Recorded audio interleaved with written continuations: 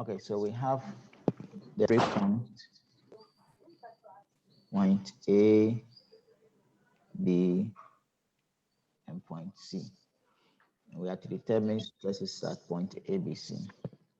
So the first thing we need to do is to draw a free body diagram for that section of the element where we need to determine the stresses. Please off your microphone. Can't hear you. Hello? Can you hear me? Yes, sir. All right, thank you. Okay, so we have to determine the stresses at these 3 points, A, B, and C.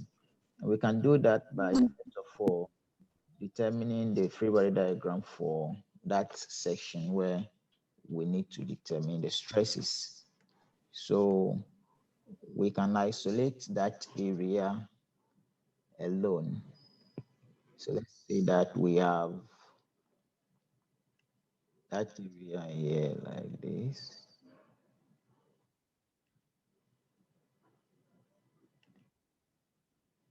And then we have this point here where the force is applied. So we have an applied load of 5 kilonewton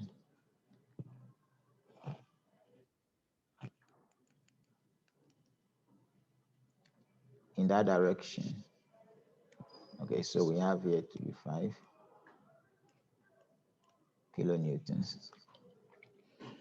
Then the point this place here, these places we have point A, and then we have B and C. We need to resolve these forces. We need to resolve this force into each 2 components. We'll have the vertical component and the horizontal component. So the horizontal component will be acting in this direction. So we'll have it acting in that direction. So let's call that force P. There will be a vertical component which would be going downwards. Okay, and that downward force will cause a shear at the section here. Okay, so that will be a shear force. This P will be compressing the part. So that is a direct load which will be causing direct stress or compressive stress at that section there.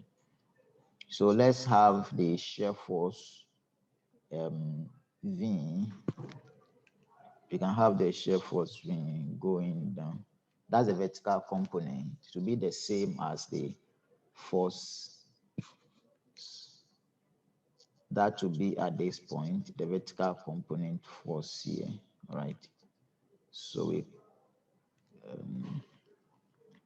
let's say that we have that one somewhere here, and we call that is the V. So this V here is the same as this force here. Okay. So this force is also V. Now we need to determine these forces, but we can do that by first of all knowing the angle that this 5 kilonewton force is acting with respect to the member. And if you look at the main diagram, you will see that we've been given the dimensions for this L-shaped member. The horizontal distance from A to B is giving us 375, and then from B to A is 188. So we can use that to determine the angle between this 5 kilonewton force and the horizontal, right? So let's call that angle alpha. And we can say that from trigonometry, this angle alpha can be determined by using tan. We can say that tan alpha is equal to the value, the dimensions given, which is 188 divided by 375. And if you compute this angle, you're going to get 26.626 degrees. I hope you are following. Are you following? Yes, sir. Good. All right, so from here we can determine the vertical component and the horizontal component of the force. And the horizontal component P, we can say that P is equal to 15 kilonewtons. 15 kilonewtons cos the angle alpha. All right, so we have 15 cos 26.626.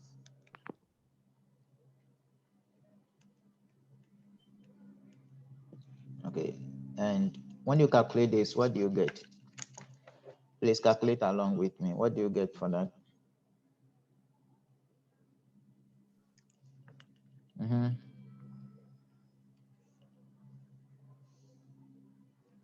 We have 15 cos 26.626. And that should give us 13.409 kilonewtons. Okay, so we have 14.409 kilonewtons.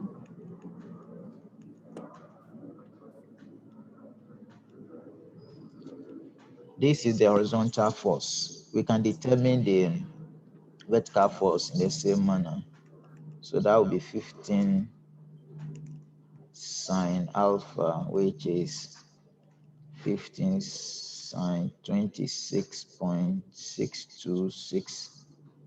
And when you compute that, you should get 6.722 kilonewtons. I hope you are following. Okay, so now we have the vertical force. And Yeah, please. Why is P15 cos alpha? we are resolving this one here, the force to the horizontal and vertical. And this is the angle alpha, which I explained from this diagram here. But Okay? I think the magnitude of the force is 5 kilonewton. Oh, it's 5, sorry. So let's recompute it. What do you have?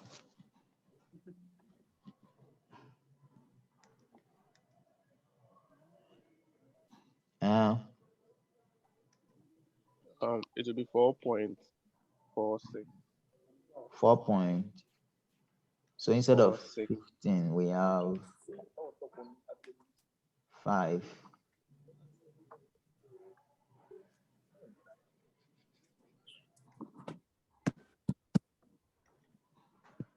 So we have P to be 5 cos 26.626, which is equal to 4 point what?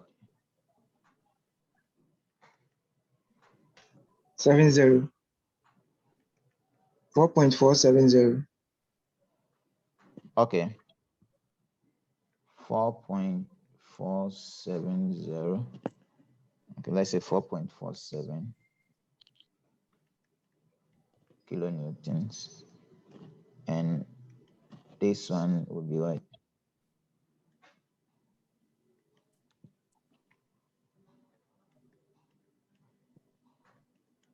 Yes, the vertical component will be 2.24. 2.24. Good, thank you. So we have these two components. Now we can determine the stresses.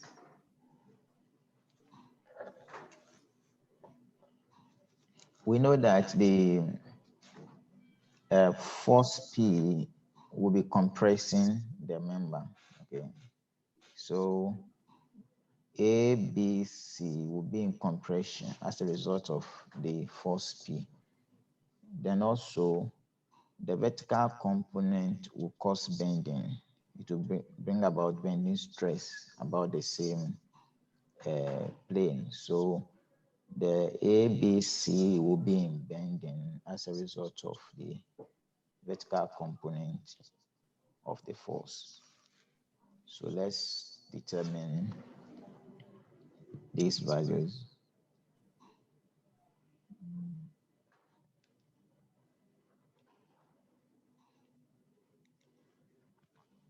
So here we have P to be equal to 4.47 kilonewtons, and then the V is 2.24 kilonewtons.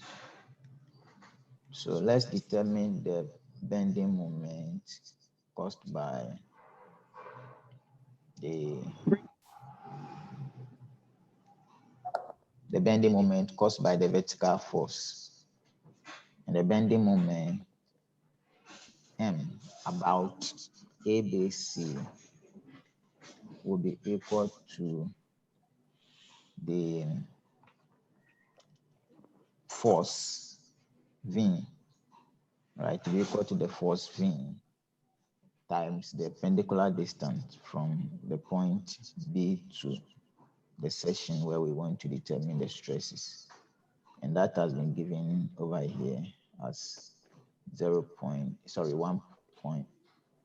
That would be 125, which is 0.125 meters. Okay, so we have that V times the distance. Hello?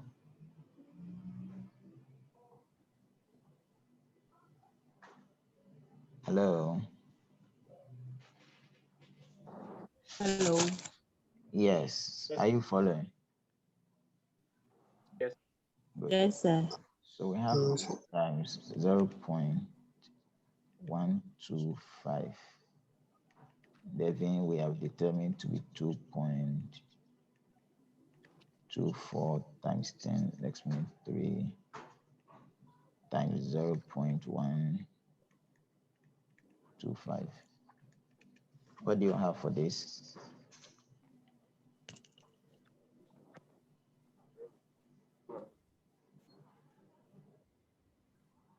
Zero point 0.28.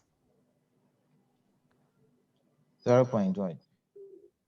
There is to the exponent 3, there are 10 exponent 3.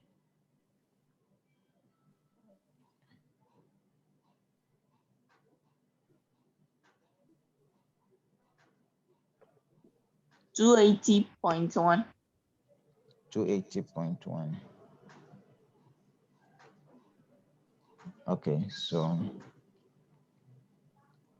let's say we have 280.1, and the unit will be Newton meters. So that is the bending moment about that point. We need to determine the direct stress at that section. So we have stresses on that as a result of the load P. So let's say that we determine the direct stress sigma naught to be equal to, we know that the sigma over here is equal to the load P divided by A. Are we okay? And P over A is mainly going to be equal to 4.47 times 10 exponent 3 divided by the cross-section area of that section. The cross-section area is what we have here. So it's going to be 30 by 30. Okay. Are you with me? So 30 times 30 or 30 square in millimeters, and we'll get the value in newtons per square millimeters, which is equal to megapascals. All right, so compute that and let's see what you get.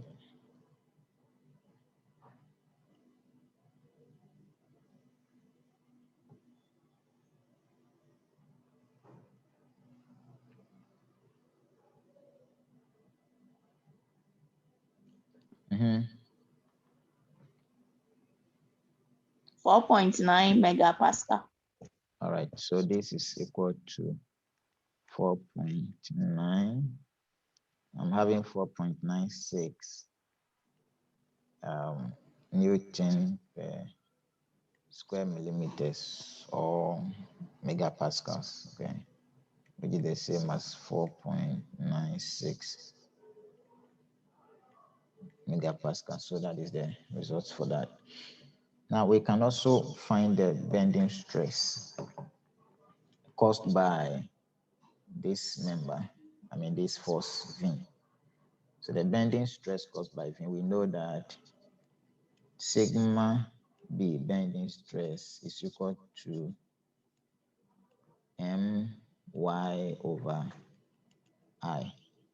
So we have the second moment of area I. And y is the distance from the outer fiber to the centroid. And then we also have m, the bending moment. So this will give us the bending moment. We know it to be 280.1 times y. So y is the distance from that is half, okay, let's say half of the height, which is the distance from the outer fiber to the centroid. And that's going to be 15 millimeters or 0.015 divided by I. Now, what is I for a square section or rectangular section? For rectangular section, we know that I is equal to BH square, so BH cube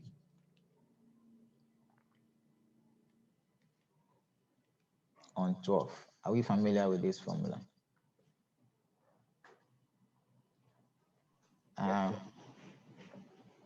Yes or no? Yes, sir. Yes. Good. Yeah. So let's determine I. Let's say I is equal to BH cube on 12. That is equal to the B. You can take it because it's a square cross section. B and H are the same.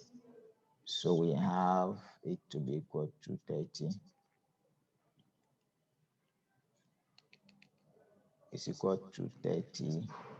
So let's convert it to, let's have it in meters. So we have 0.03 times 0.03 cube divided by 12. What do you get for this when you compute? You have what? 6.75 times 10 exponent negative 8. 6.75 10 exponent minus 8. Negative 8. All right, so 10 exponent negative 8. So we can put that here.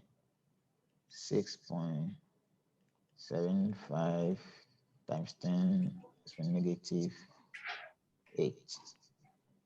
What value do we get for this?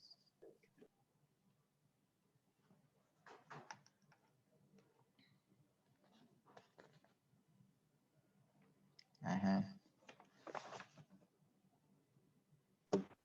62.24 megapascal.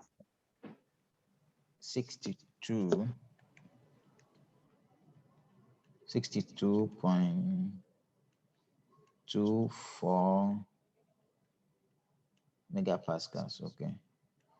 All right. So this is what we have as the bending stress. So now that we have the two stresses, the normal stress and the bending stress, we can go on to determine the stresses at point A, B, and C. All right. So let me write these values here.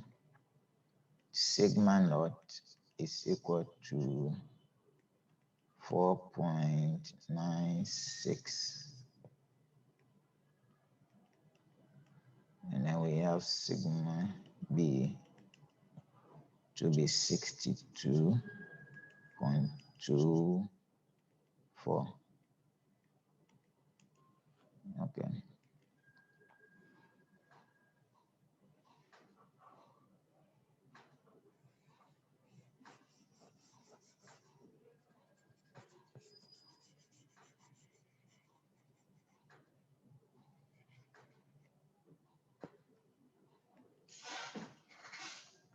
Okay, so from here, let's look at point A. At point A, you will agree with me that this force P will subject that section into compression. Is that correct?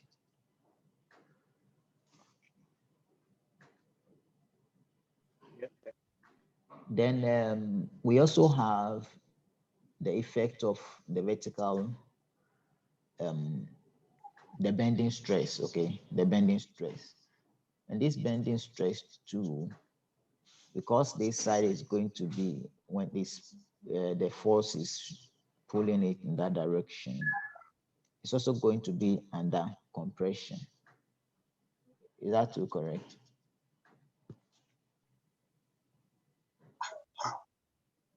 Uh-huh. Wow. Hello, you said what?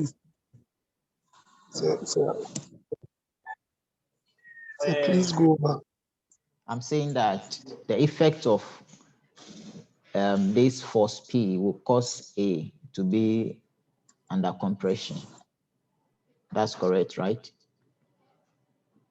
Because if you look at the member, the A and the P is acting this direction, which is pushing against it. So point A will be under compression, B and C will also be under compression.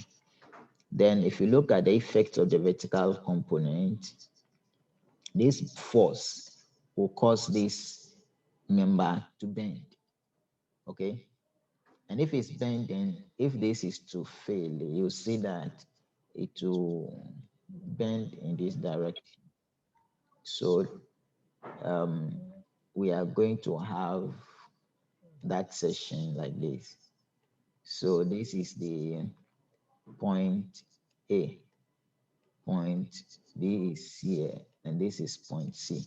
So I'm saying that the effect of this force here, which will cause bending, means that the point A will be in compression. Are you okay? Yes, sir. Good. So if that is the case, then we can determine the total stress at point A. So in that case, let's say that sigma, or let me say,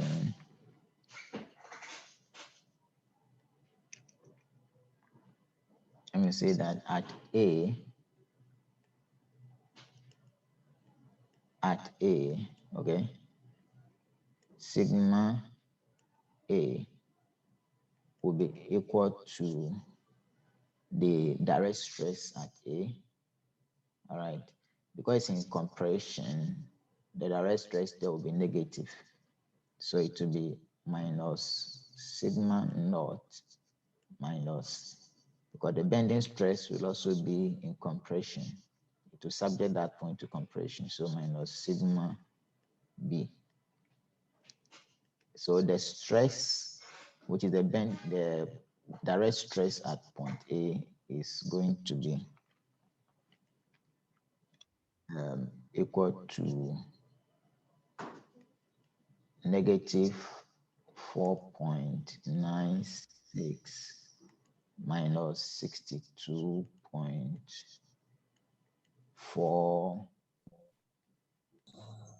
Sir, please, why this from? You say what?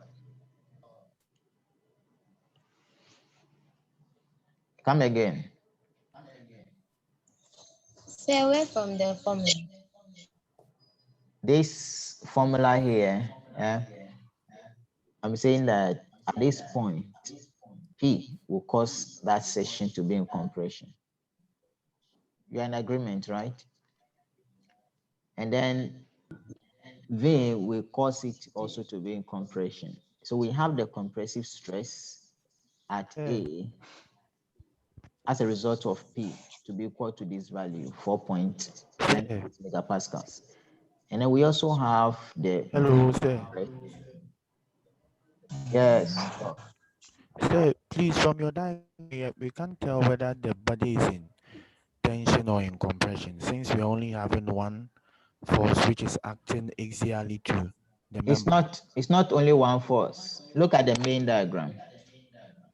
And from your free body diagram, we only have one component. Wait. That is the force applied at B. The free body diagram is not in isolation from the main one. So we are having the free body diagram, but we still have the main one in mind. So look at the main one. We have a force 5 kilograms in this direction, and then there's another 5 in that direction. Can you get that?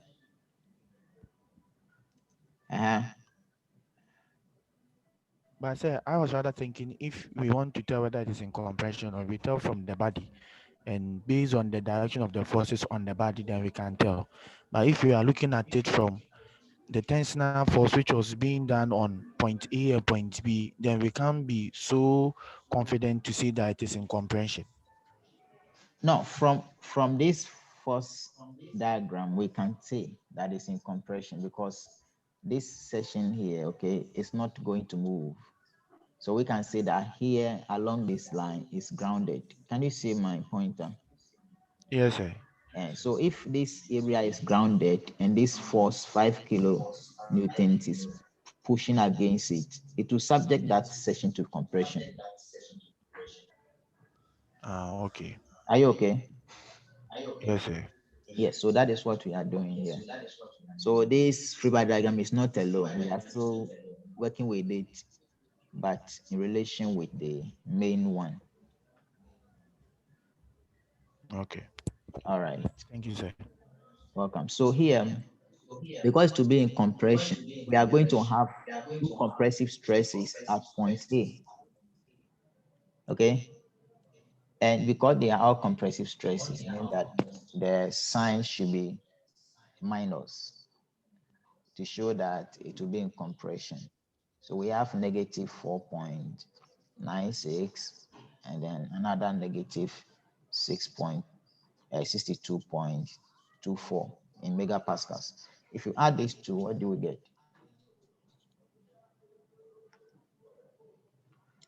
And add it and give me the value.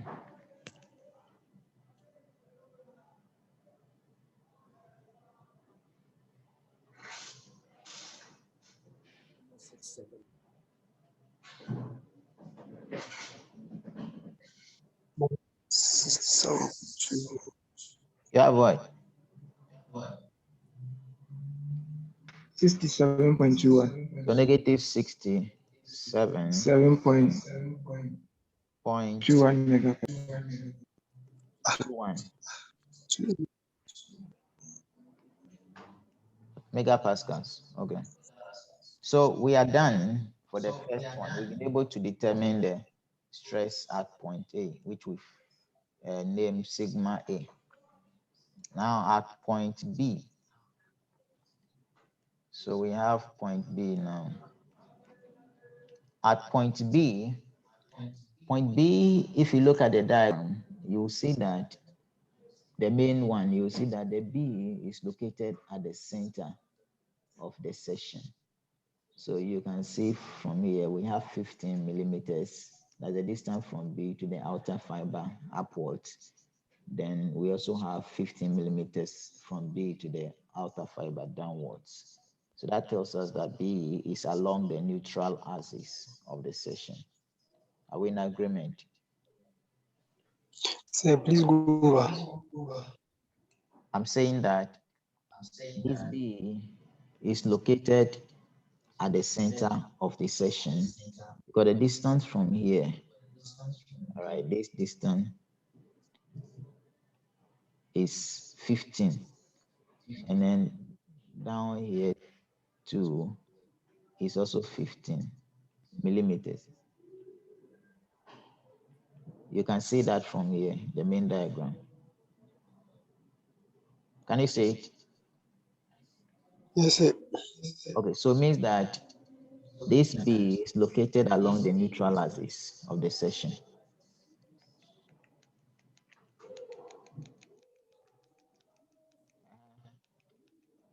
Are we in agreement? Yes, If sir. that is the case,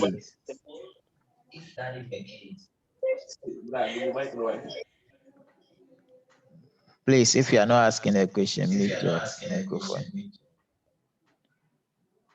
All right, so we have be located at the central, the centroid, or the, let's say, the neutral axis of the section.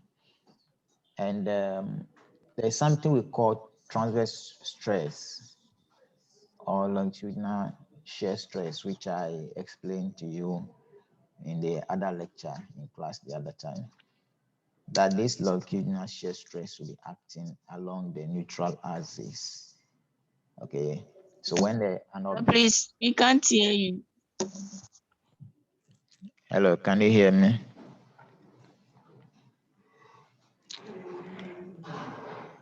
Can you hear me now?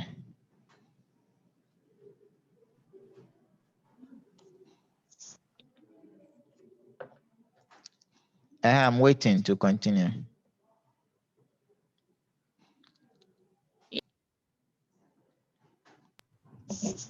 Sir, please continue. Okay. So as I explained then in that class, that there is a shear, if there is bending in the member, there is some shear stress that may occur. Okay, we call that the transverse shear stress or the longitudinal shear stress. All right, and that will be occurring along the member.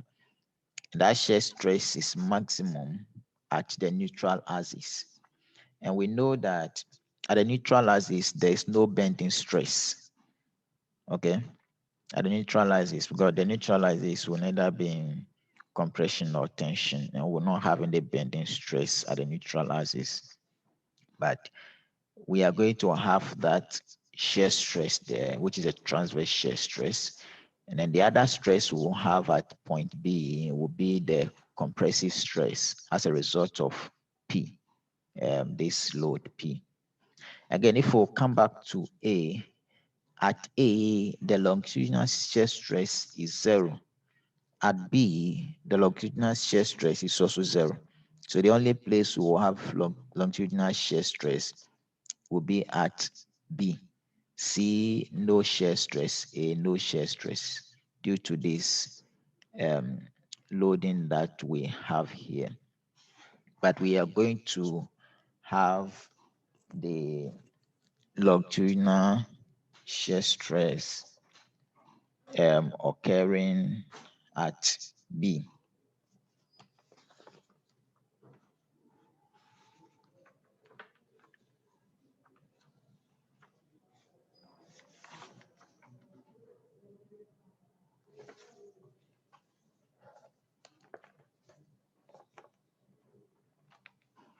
Okay, so let's look at it. So over here, the direct stress at B, which is sigma B, will be equal to the sigma naught, which we have calculated, but that will be in compression. So it's going to be negative 4, or let's say minus sigma naught, which is negative 4.96 megapascals. That is at point B.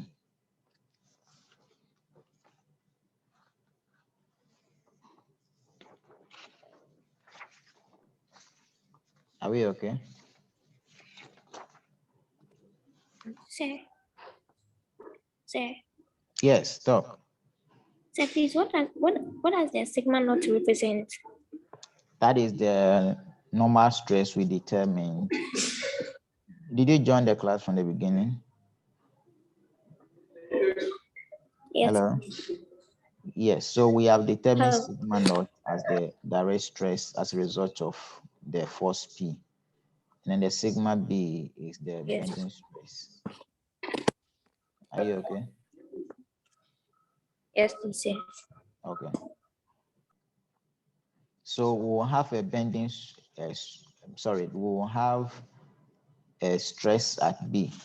And this sigma B I'm having here, I'm not saying that it is the bending stress, but rather it is the direct stress at B. Let me put them in a bracket. So sigma A and then sigma B. The direct stress at point B is equal to this value here. Then the shear stress at point B, which is the transverse shear stress, is equal to, you know the formula V summation AY, like that, divided by IB. Do you remember this formula? No, We are yet to do it. no, please. No, please. We are yet to do it in strength of materials too. But were you in class the other time? I mentioned it. Let me show you in the lecture note.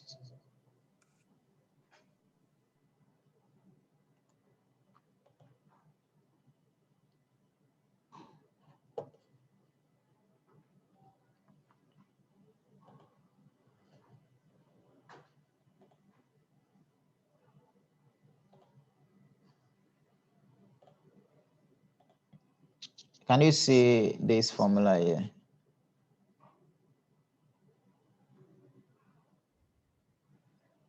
Hello? Can you hear me? Yes. Okay. Can you see this formula? Yes, sir.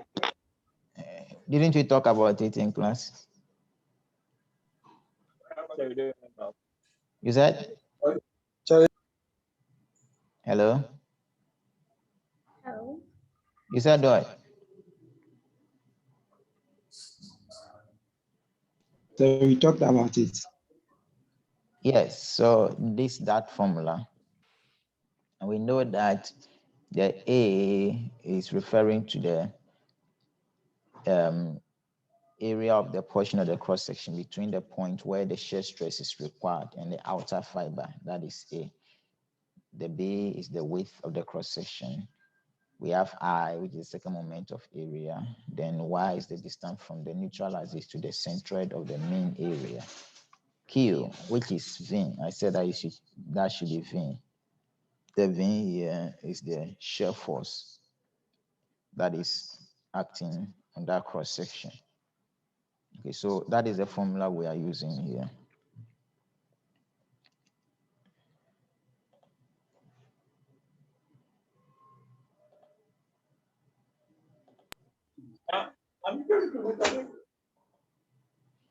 All right, so now we need to determine the A, because here it's only one area that we are having. So that summation of all the areas is not applicable here. So we can basically say that the transverse shear stress, that the transverse shear stress is equal to tau is equal to V A Y over IB. In some materials, they represent the AY as Q. So you see a formula like VQ over IB, the same thing. So here the Q is representing the product of A and Y. All right, so here we need to determine A, and then we also need to determine the Y.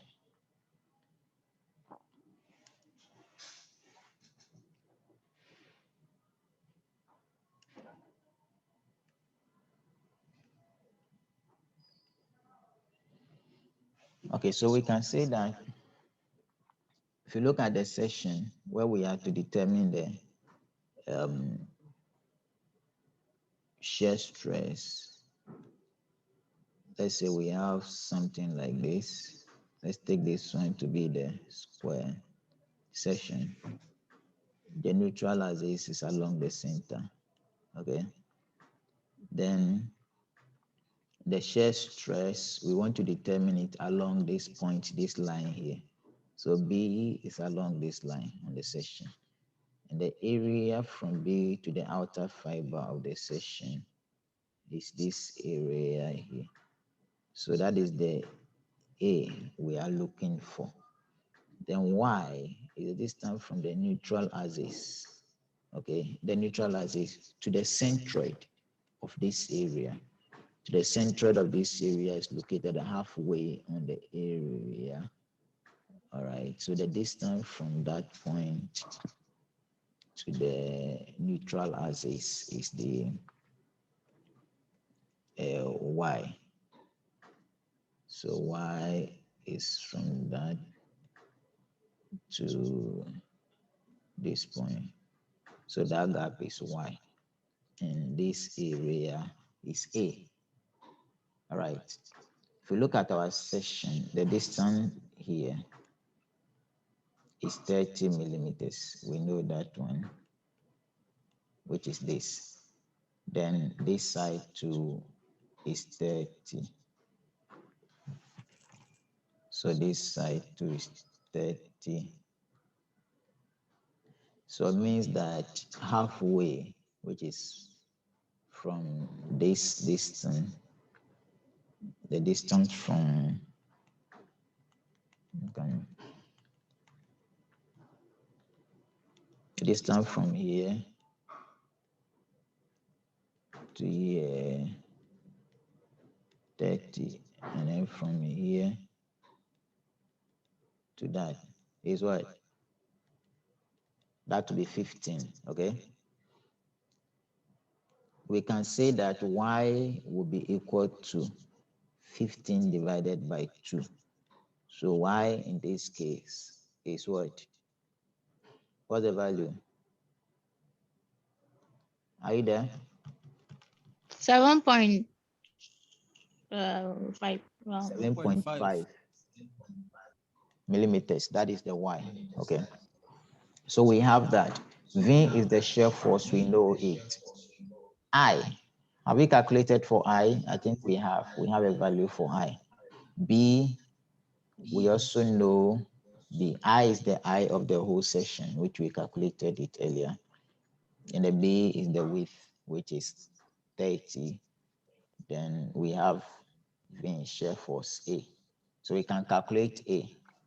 So in this case, we can say from here that A is equal to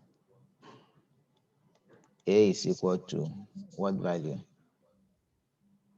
And what's the expression for A? 0.015 square. A is equal to 0.015 times Square. what? It can't be square. Times It will be 0.0. Times 0.03. 15. Uh-huh. No, Are you okay? okay. Should be times 0.03 because we have 15 times 30. Are you okay? Yes, please. So what's the value?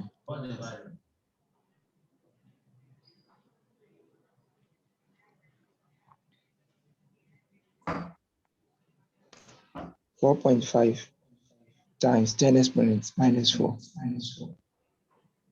4.5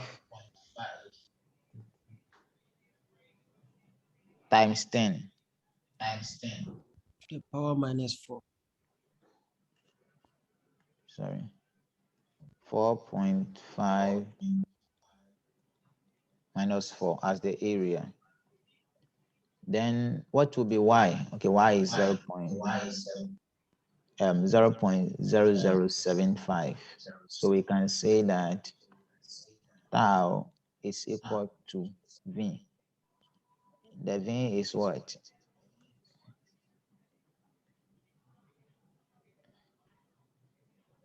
And do you have the value for v? I think we have 2.2. entered it. 2.24 kilonewtons. Okay. So we have 2.24 times 10 exponent 3 times a, which is 4.5 times 10 exponent negative 4 times the y, which is 0.0075. Is that correct? Yes, sir. Divided by I. What did we get for I?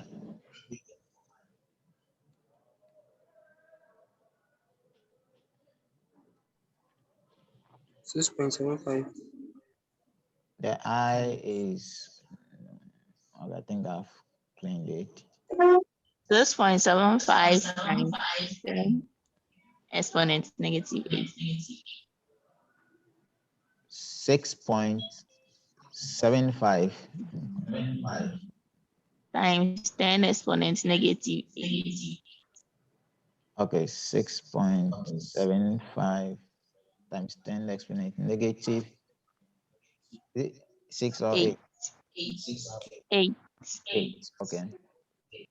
Then times B.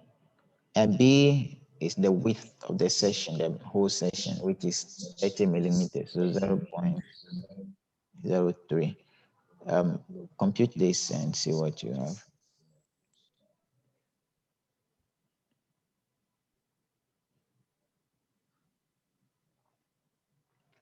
So, Yeah. please, why is the I the same for this? Because looking at the shaded area, the height has changed. It's half of the initial distance. No, the I, we use the I for the whole session. Okay. The only thing that changes, we have Y and A. We're dealing with Y and A for the top fiber, but the I is the second moment of area for the whole session.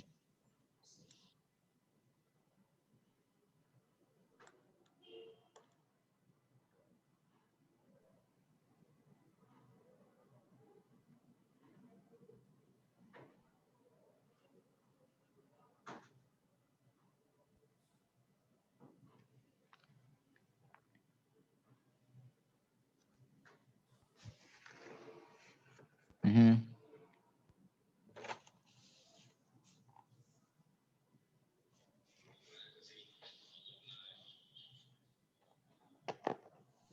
So 3.73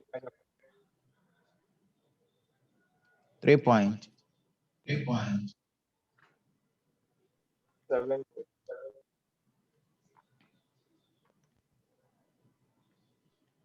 3.7 what? 73. 3.73. Yes, sir. And a unit? Megapascal. Megapascals. Okay.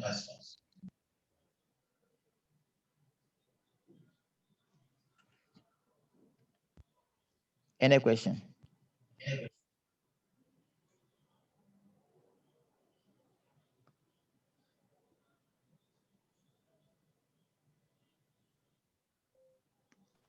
There is this one, the one at point C. The one at the Point last C. one. That's the last one, okay? So let's look at that one too. So we have the A and B. So A, we have only one stress there. B, we have two. The direct stress and then the transverse shear stress. Then let's come to C. So at point C, we are going to have, what stresses are we going to have? Let's check. You'll see that point C will be in bending as well as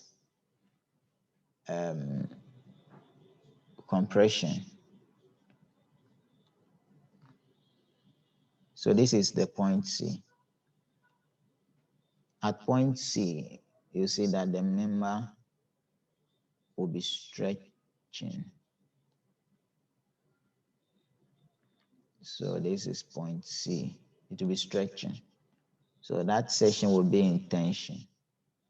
Okay? We have B here and then A. So C, due to the bending, it will be in tension. But we have P, which is the load causing compression at the point C. So we have two stresses here, one in tension and the other compression. So we can determine the resultant value, which is just going to be the sum of the two stresses.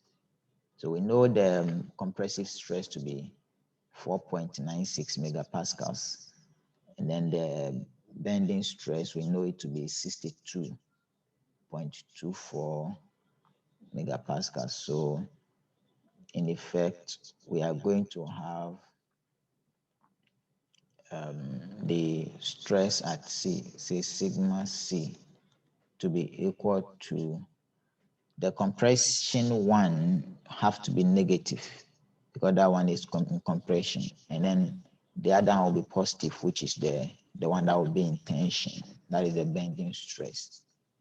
All right, so we can say that the values there will be the bending stress, sigma B minus sigma naught. And that will give us, the value for the sigma B is what? You have 60 what? 62.24. 62.24 minus 4 point what? 97. 97. So the value there is going to be what? 57.27 megapascal. 57.27. So we can say that overall the stress at C will be a tensile stress. Okay, assuming the compressive stress there is greater than this tensile stress, then we can say that C will be under compression. But in this case, it will be in tension. Are we okay?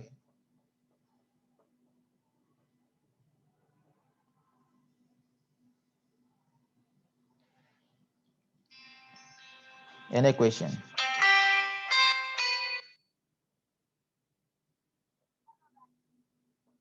Any question?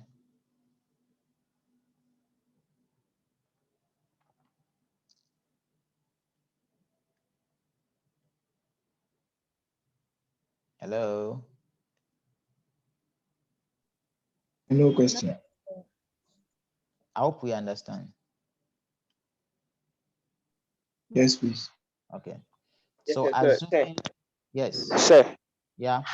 does that mean that we have to indicate that the shear stresses at point A and C are zero? They are zero, so there's no need for it, though you may, but no need. You know, the shear Okay, so stress, we are going to have one shear stress along the neutral axis, that is along B. not only along the neutral axis, it could be at any point apart from the A and B. Hello? Okay, sir. The shear stress is such that as you go to A, there is a, let me show you some sketch here. Let's say you have this one as that section. And let's say we have that member here like this. As you journey towards A, this is how the shear stress goes. It goes like this. Okay? So this is the shear stress. The longitudinal shear stress. Are we okay? So it's maximum at the neutral axis. But as you descend towards the outer fiber of the material, it decreases. Are we okay? Yes, sir, I'm okay. Good. All right. So it's not only at the neutral. It could be that you could be asked to determine the shear stress at any point. Maybe at a point, let's say from here, right along this line. So if assuming the B is located here, all you need to do is to determine the distance from the neutral axis to the centroid of the area, okay, which will constitute your Y value.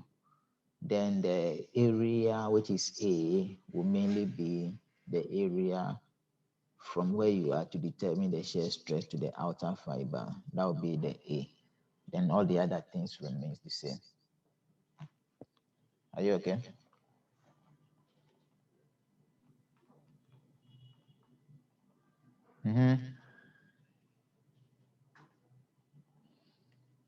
All right, so that is for this particular one. The next one,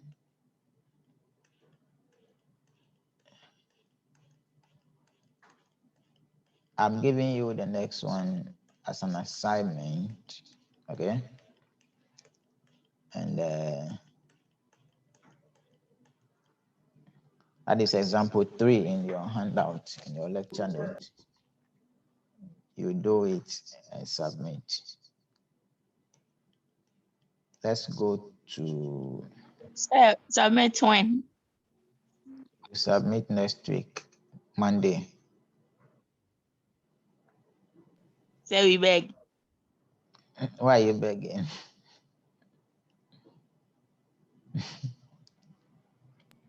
You submit next week Thursday. We beg. Oh no, you are going to next Thursday. You have to write your next quiz, so prepare. Yeah, the following one is way from exams period, so we need to finish everything within the period we have. So your quiz number 2 will be coming. The assignment will form your. I told you you'll be writing 3 quizzes, but I'm giving you this assignment to take care of one. Then we'll have the last quiz next week.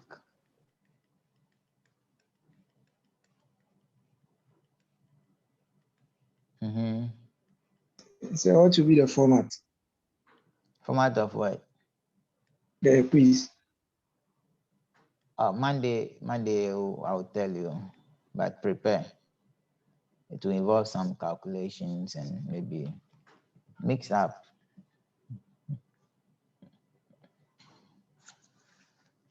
Okay, so let's look at this one.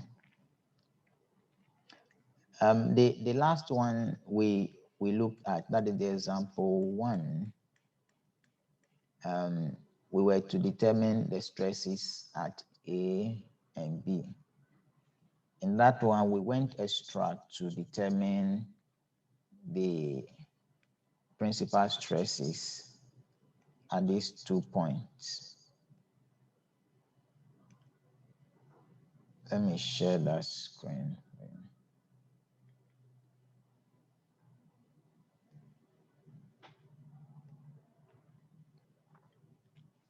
So we're going to determine the principal stresses at A and B. And the procedure, we couldn't finish, but you were to continue and determine those.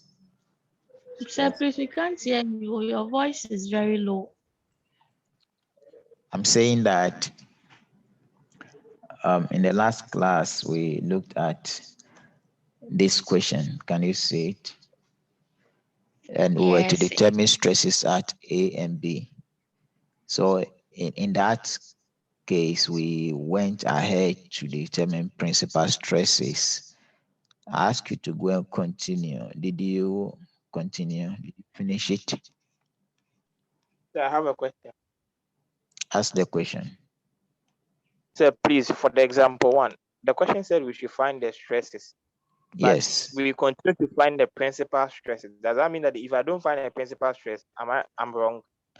No, you are not wrong. But there may be situations where the question will ask you determine the principal stresses at A and B.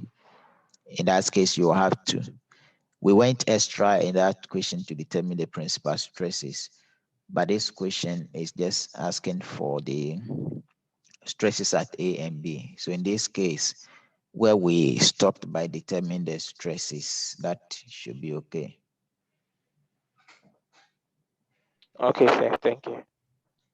All right.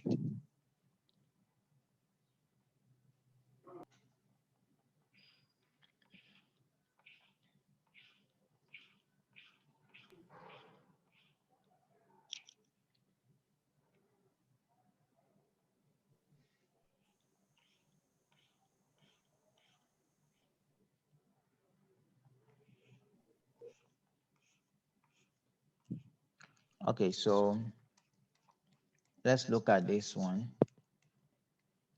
In this case, we are going to look at the stress concentration in a machine element. In design, there are times when we may have discontinuity, what we call discontinuity. That is a change in shape along the member or the part. And in such cases, there is a build-up of stresses, high stresses at the point where the discontinuity occurs. Okay, so it may be like a sudden change in section due to sharp corner, a hole, a notch, or a keyway, or fillet, or groove, or a shoulder, okay, on that member. It could be thread, it could be the root of a gear tooth. Right, when you see the gear, the root, there will be high buildup of stresses there. And this will cause a general localized concentration of stress at those points. And usually when those materials are to fail, they are more likely to fail at the areas where we have the stress concentration.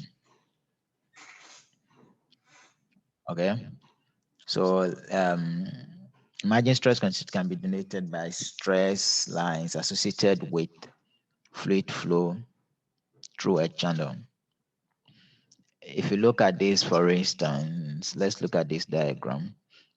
You'll see that along this area of the member, we have constant flow of stress, okay? Uniform flow of stress. But then when you reach this section where there is this discontinuity, this abrupt change in shape, you can see that the stresses will change direction and to begin to vary. And this section here, we also have constant flow of stresses. If this member is in tension, subjected to tensile loading, it's likely for it to fail at the neck region, where we have that change in stresses occurring. All right. And then that there is a need for that to be compensated for in a design. So there are certain things that need to be done in order to relieve the stresses at these areas. All right. So near this area of the material, the stresses are higher than the average value of stresses distributed through the material. For static consideration, it is convenient to define a stress concentration factor K, KT, sometimes referred to as the theoretical or the geometric stress concentration factor. And it is a factor that is used to relate the actual maximum stress at the discontinuity with the normal stress in the member. So if we look at this diagrams here, in this case, there is no change in shape, okay?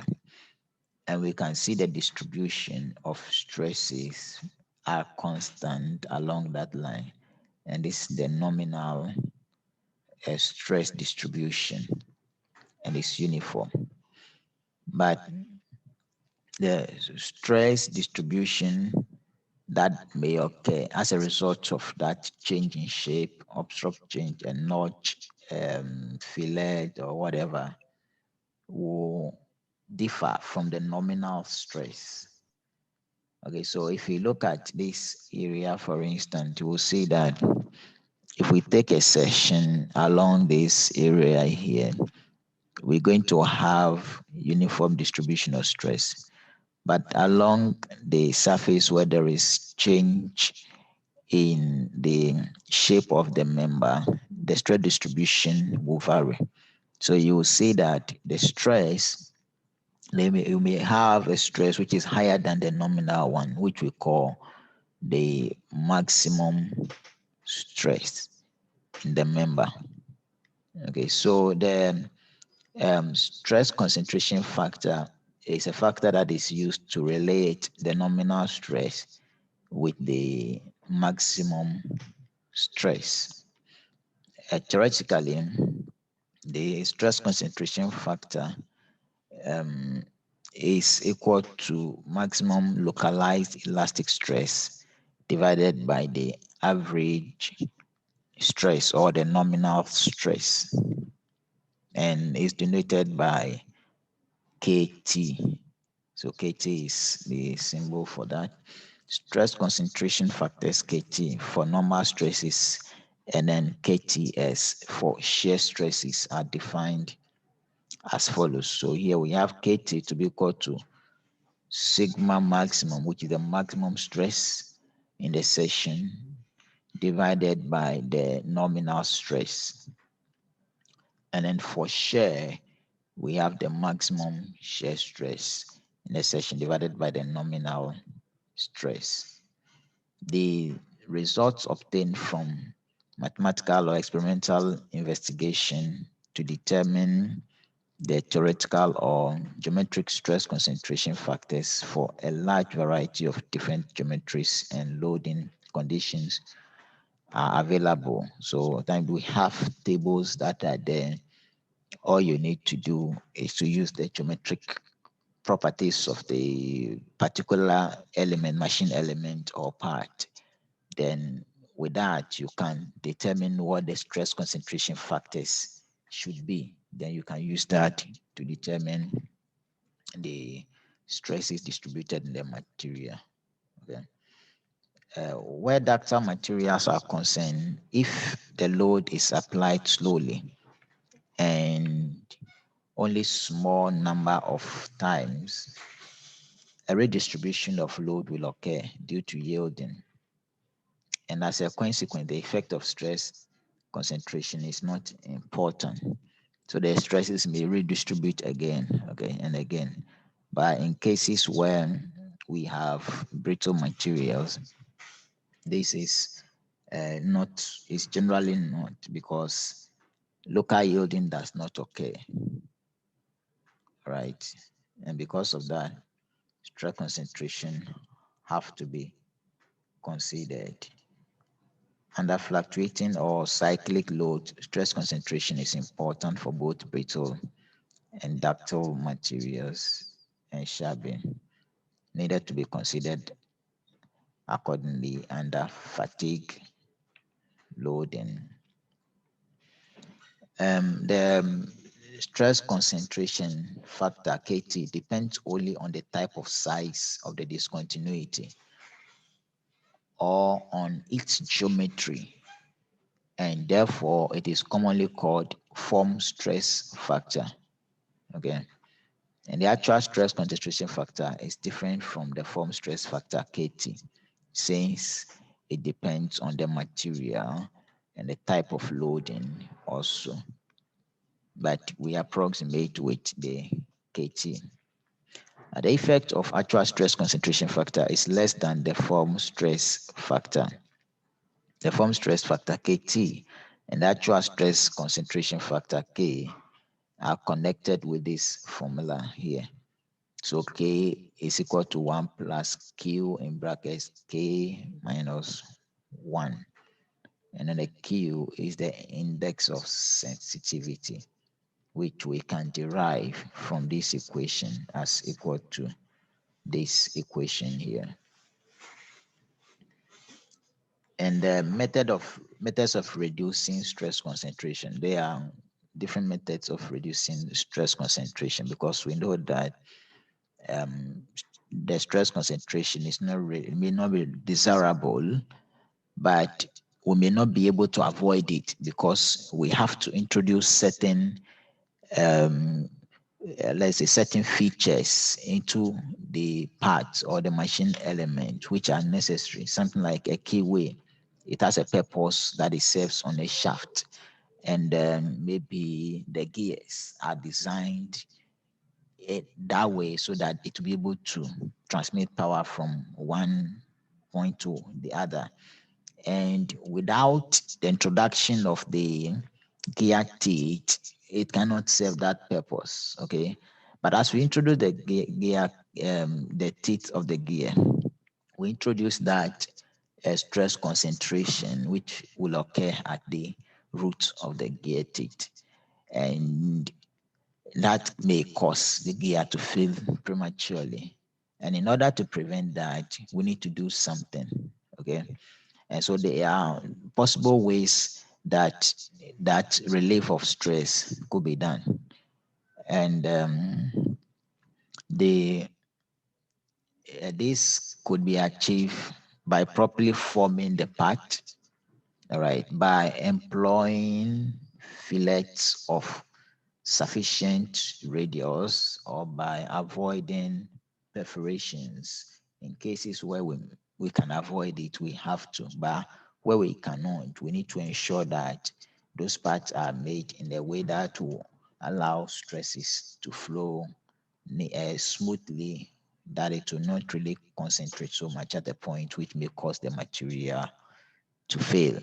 Okay, so in gear design times, you see that we have the root of the gear is rounded. In bolts and nuts time, you see the screw. If you look at the root of it, it's rounded with some fillet, and that is to relieve stress at the root of the screw. Okay, all right, so these are the ways. So here we've listed about 3 possible ways to form the part properly, employ fillet of sufficient radius, and avoid downs of perforations. Okay, so let's look at this diagram here. This diagram, it says find the maximum stress induced in the following cases, taking stress concentration into account. So here we have a rectangular plate of, say, a height 60 millimeters by 10 millimeters. So the thickness of the plate is 10, and then it's having width of 60, a hole of 12 millimeter diameter as shown. So here, this is the plate, a section of the plate, and from the base to the top, that is a 60. Then the cross section, the thickness of the plate is, the thickness of the plate is 10 millimeters. And there is a hole introduced into this plate, which is having a diameter of 12 millimeters. And this plate is subjected to tensile loading of 12 kilonewtons. So one from this direction and then the other from that direction. All right, and we are to determine the maximum stress induced in this member. So how do we go about it? We know that the maximum stress is related to the stress concentration factor and then the nominal stress. We know that the stress concentration factor for tensile loading is equal to the maximum stress divided by the nominal stress. So if we know the stress concentration factor, we know the nominal stress, we can determine the maximum stress. So what we need to do here is to determine the nominal stress and to determine the stress concentration factor. Then from there, we determine the maximum stress in this member. Any question up to this point?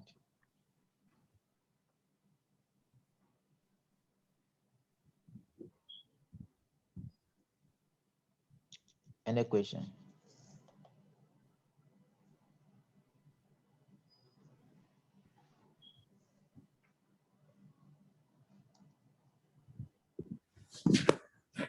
I hope you can hear me.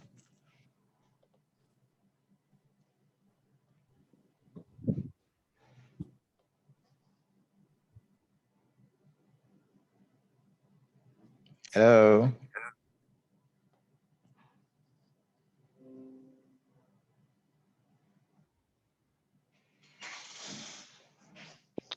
We can hear you. Any question? No, sir.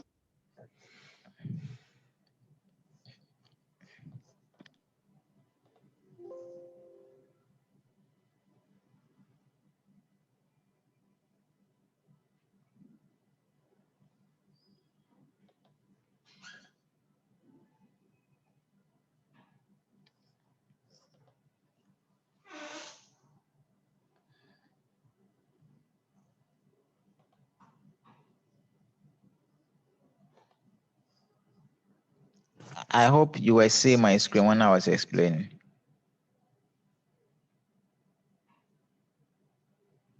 Yes, sir.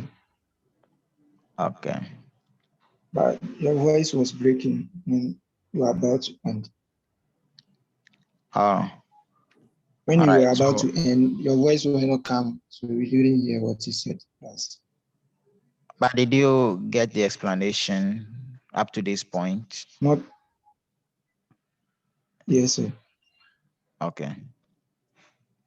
Okay, so this is the diagram. Now we need to determine the stress concentration, determine the nominal stress, and then we determine the maximum stress in the material. If there is no question, give me 2 minutes. I'll be with you.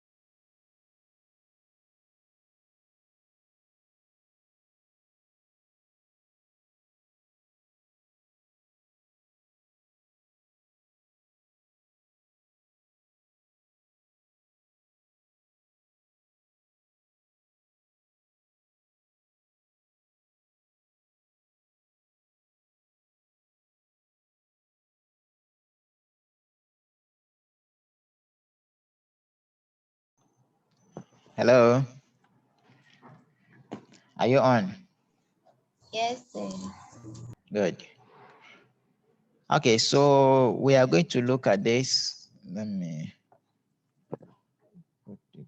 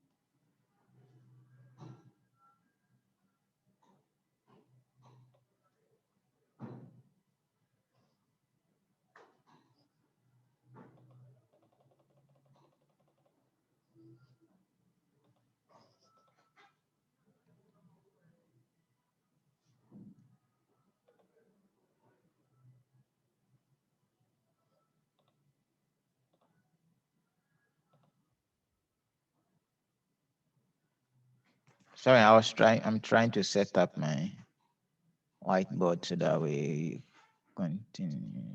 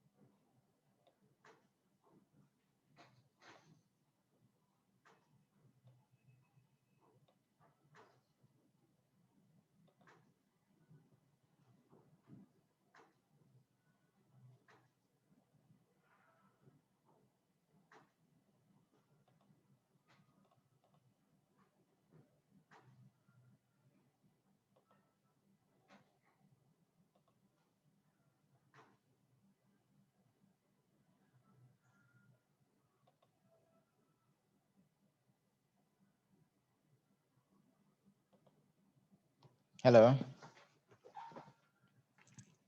Hi. Can you see this page? Yes, sir. All right, so this is what we have. Now, the nominal stress is a stress that is distributed about the section where the that feature been introduced. In this case, we have a hole in the center of the plate, of this metallic plate. All right, so we have the hole with diameter 12 millimeters. All right, so the first thing is to determine the area, the nominal area, or the area of the cross section about where the hole has been introduced. Okay, and that area, if we are taking the plate alone, we can say that the cross section area here, A, will be equal to 60 times 10, or we can say that it's equal to the, let's say that the width of the member, is T, that is this one, and then we have the height of it, the breadth, let's take the breadth or whichever, H or B. All right, so this will give us the cross section. But when we take it about where the hole has been introduced, the area will change. This time the cross section will be the area from that point to that point. And then from here to this point. Okay, so if we take a section at that point, we are going to get something like this. We'll get a shape like this with the hole passing through.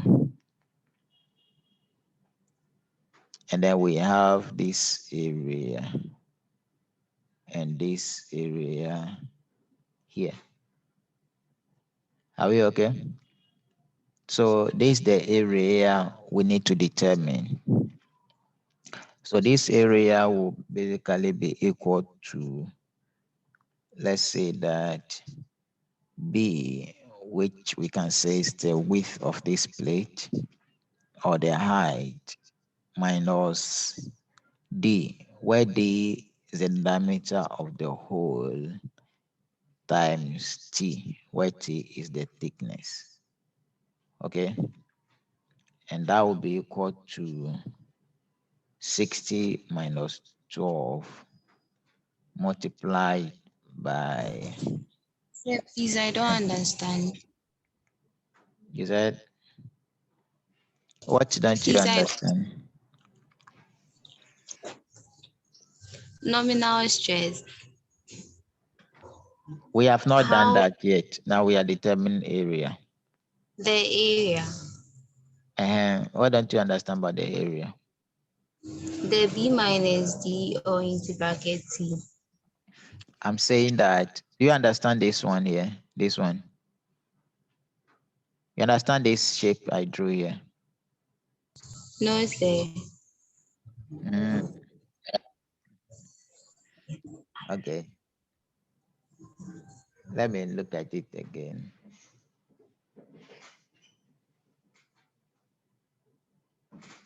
Over here,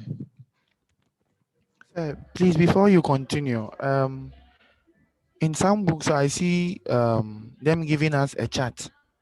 Now from the chart we'll be able to get the K value from it based on the yes. geometry. Is that one also different from this? Of course, we'll come to that. You need to use a chart.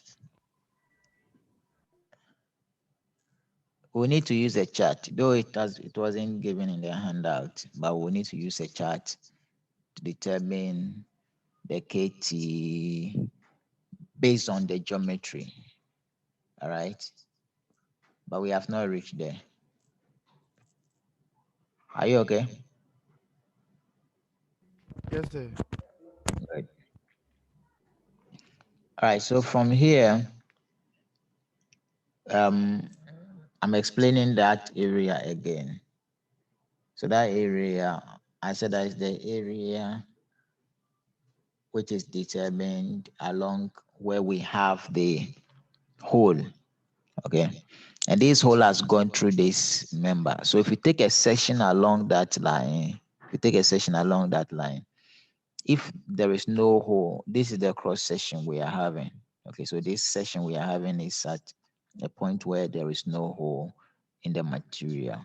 So it's just shaded through. But where the hole is, if you take a section through that area, you are going to have the cross section of that area to be like this one. So the hole is in the middle. So let's say this is the hole. And put center line here. Okay. And this is the area where the stress will be, distributed around the hole. Are you okay? Yes, sir. All right. So now we know that the thickness of this is equal to 10 millimeters, which is this thickness here. The height is 60 millimeters. Then this hole here is having a diameter of 12. So it means that this space here, that is 12 millimeters. Are you in agreement? Yes, sir. Okay, so assuming we want to determine this area, these two area here and here, how do we go about it? It's, if assuming there's no hole, it's going to be 60 times 10. Okay, But now we have a hole there. So we need to subtract this hole from the total area. And that is where we are having the formula 60 minus 12 times 10. Are you okay? Yes, sir. Okay, so we have the area A.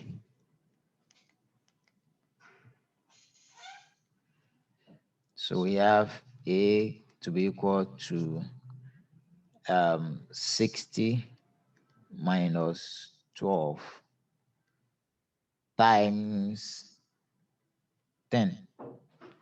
And this will give us what value?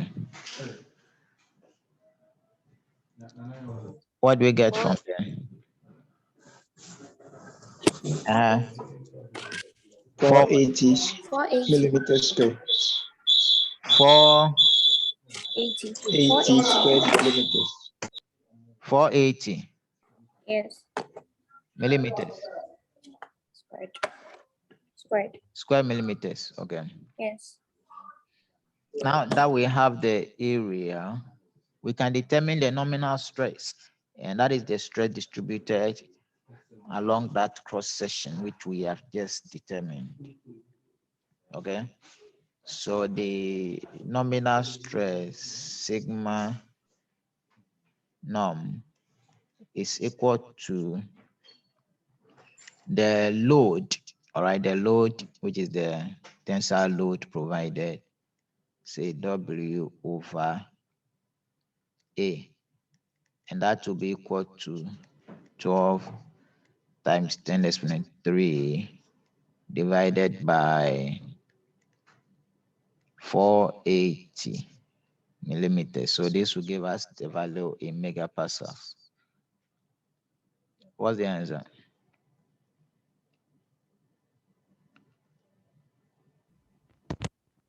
That is what?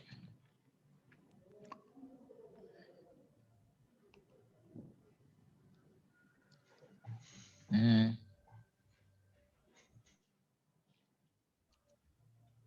I think you will have 25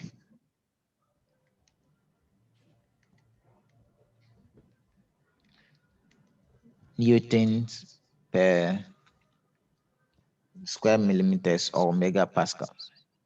So this is the nominal stress.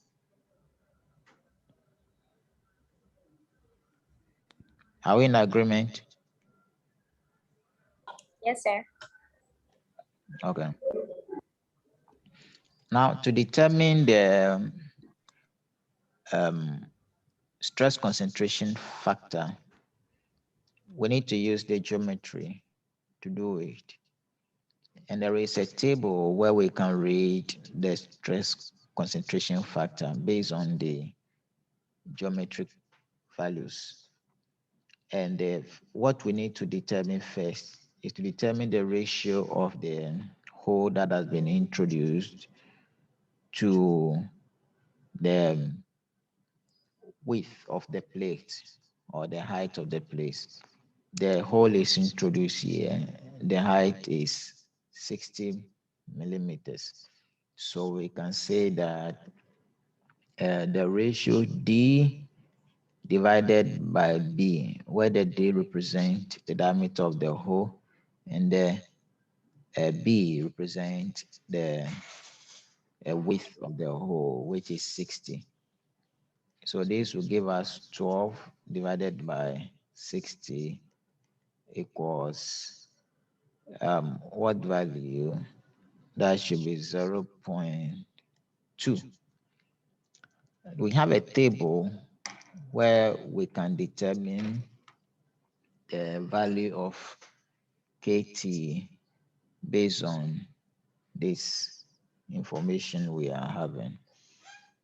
It wasn't given in the handout, but you can get it from the reference material I gave you by R.S. Kemi and Gupta. I think it will be on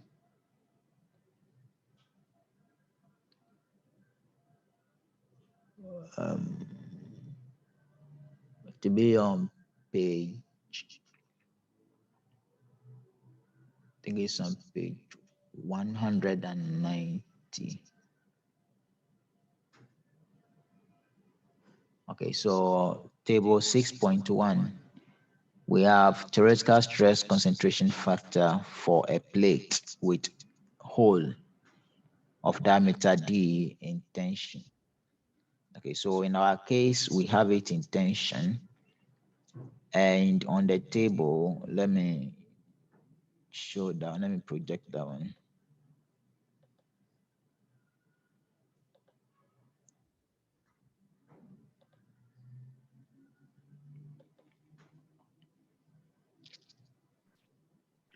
I hope you can see.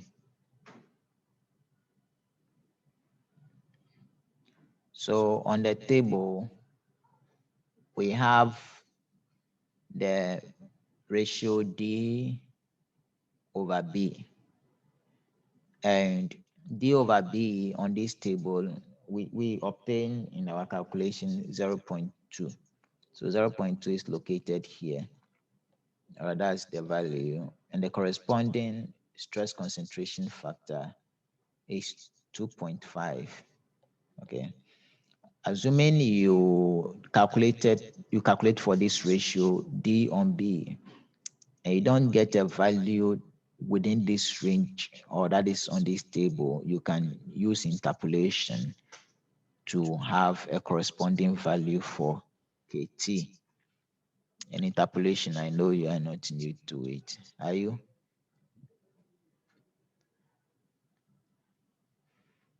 Hello. Hi. You know how to do interpolation, right? Yes, sir. Good. So if your value is not on the table, you use interpolation to determine the corresponding KT value, and you use it for the calculation. So in this case, we have KT to be equal to 2.5. All right, so we can go back and continue with the calculations. So the corresponding KT on the table, all right, from the table, we have KT to be equal to 2.5. Okay, so from this, we can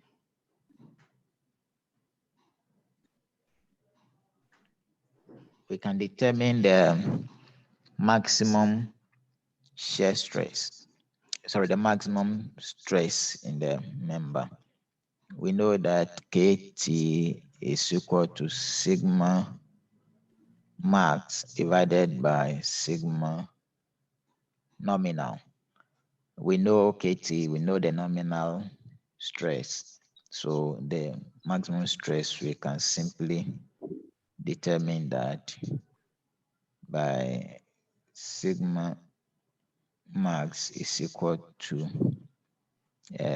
KT sigma nominal, and that is 2.5 times 25.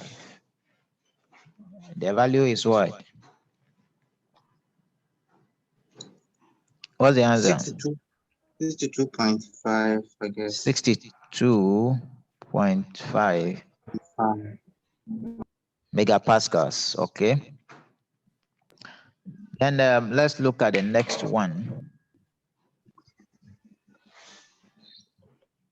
Similar to this, that one too is simple. Let's look at it quickly before we end.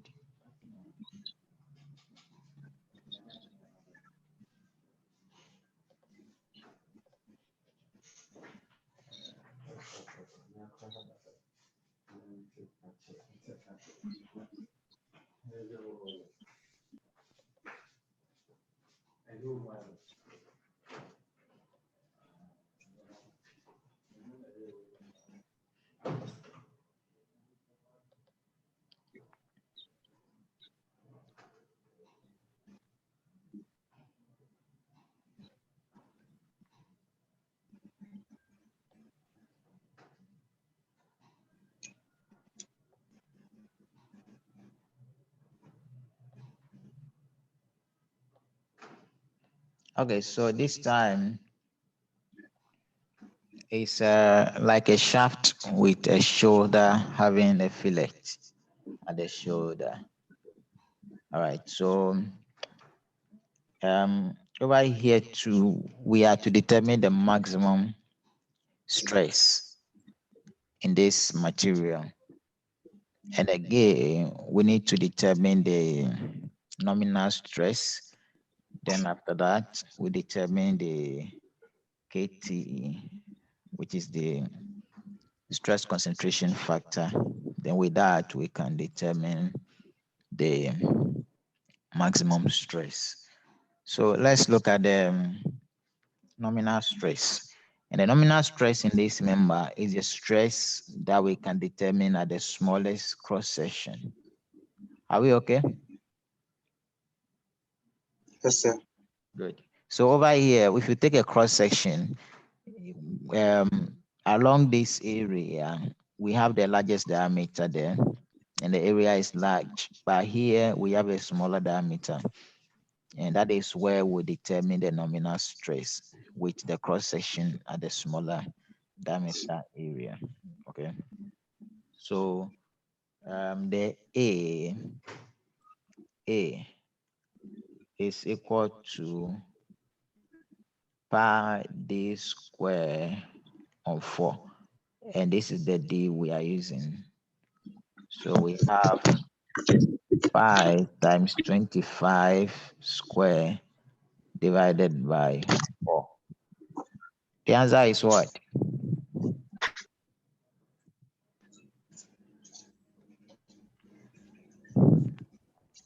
Four 90.87 millimeters square. 490. T. 0.87 millimeters square. 0.87 square millimeters. Okay. Then we can determine the nominal stress.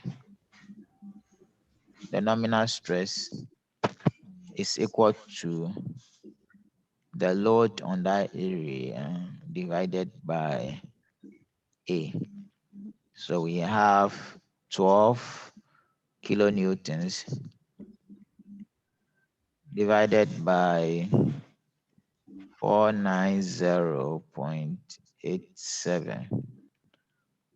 This in millimeters, so we'll have our answer in megapascals or Newton millimeters. What answer do we have for this? 24.45 megapascal. 24.45 megapascals, okay? Then we can also, to determine the KT, we need to find a ratio of the larger diameter to the smaller diameter. And then we also need to find ratio of the radius R to the smaller diameter. Then with those two values, we go to a table and we read the value for KT. Okay, so the ratio D over small d is equal to 50 divided by 25. And that will give us 2. Is that correct? Mhm.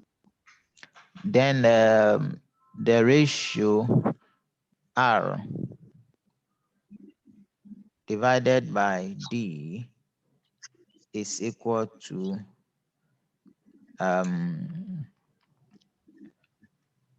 what? 5 over 25.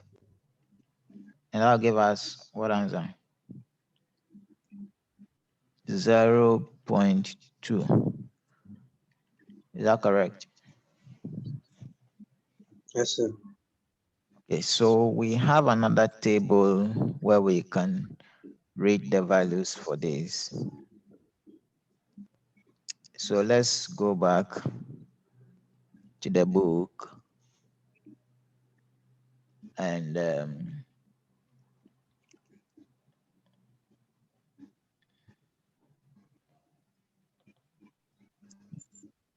Sir. Yep. So why didn't you use the capital D? You said? Why didn't you use the bigger diameter For what? for the area? Oh, were you with us? I explained that. I didn't hear that part. So I didn't hear that. Okay. Can you see my screen? Yes, sir. Okay, so here I said that the nominal diameter, the nominal stress, to determine it, we use the smallest cross section. Are we okay? Because that is where we will have maximum higher stress occurring. You agree with me that if we take this cross section here, the bigger cross section area to calculate the stress we will have here will be smaller than the stress in the smaller section. Are you in agreement? Yes, sir. Yes, so just as we did earlier, when we were calculating the nominal stress, I think, have I removed it?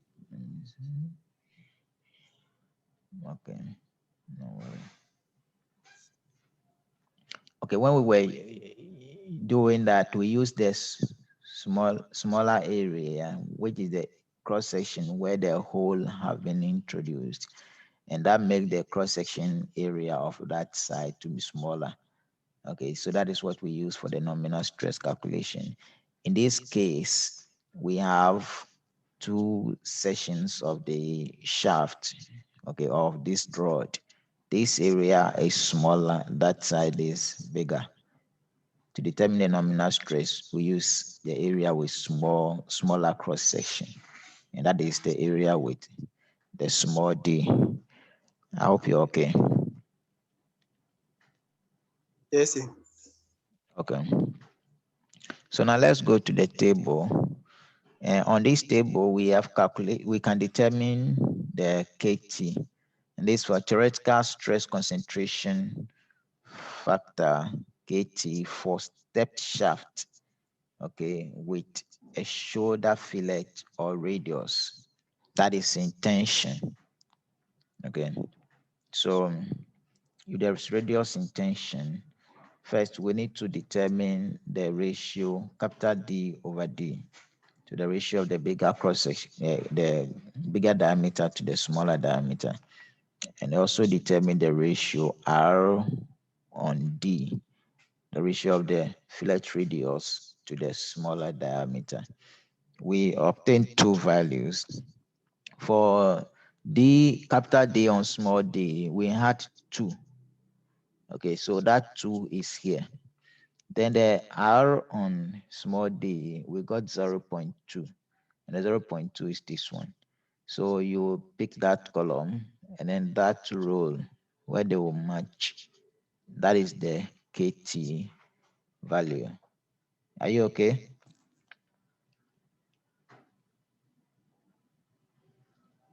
Are you okay? Yes, sir. All right, so let's go back and finish up. So here we have read from the table that KT is equal to what? 1.64. So we have 1.64 as KT. And we know that the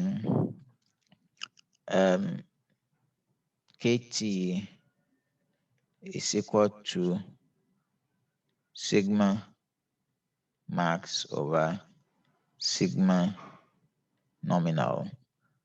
All right, so we have our maximum shear stress to be equal to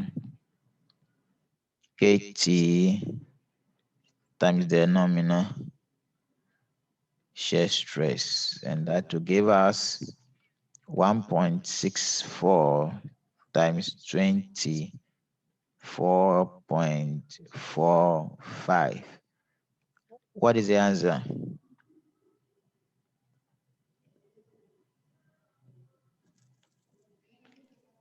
Uh-huh. 40.098. 40.009, and it's in megapascals. Okay, so that is the answer for this second one. Yeah, our time is fast spent. Thank you. I hope that we'll have another one. Can we arrange for a class tomorrow? Yes, sir. Please, tomorrow is very tight. Tight, how? We have Yes, class. sir. We have first classes tomorrow. So Add this one to it. pardon. I said you add this class to it, to the ones that are fixed. No, like there's no slots on the timetable unless Monday. 2 o'clock. No, we can have it online. We will not really go to class. Then unless after 4 p.m. No problem. 4:30. Okay, so Okay. if you'll be okay, we can work towards that. So your last class will end at 4:30. Yes, sir. Okay, so when you finish, you'll give me a call. Okay. All right, thank you. And prepare, your next quiz is coming next week.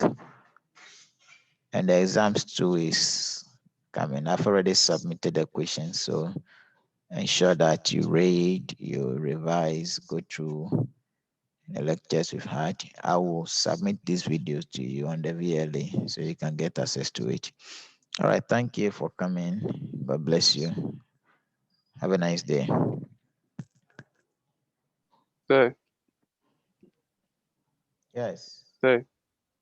Yeah. Please, the exams, how many objectives and then how many theory questions? I'll tell you when we meet class. So maybe next week you will have that information. Sir, what's up the Okay, quiz? sir. Which chapter? The quiz after This chapter. the other time we wrote on 1 to 3, right? From that point. Yes. So from 4 to 6. Yes. 4 to the end. To where we will reach. But to the end. Before we write, we'll finish everything. So you prepare. Revise the calculation, solve the questions, and read. See you.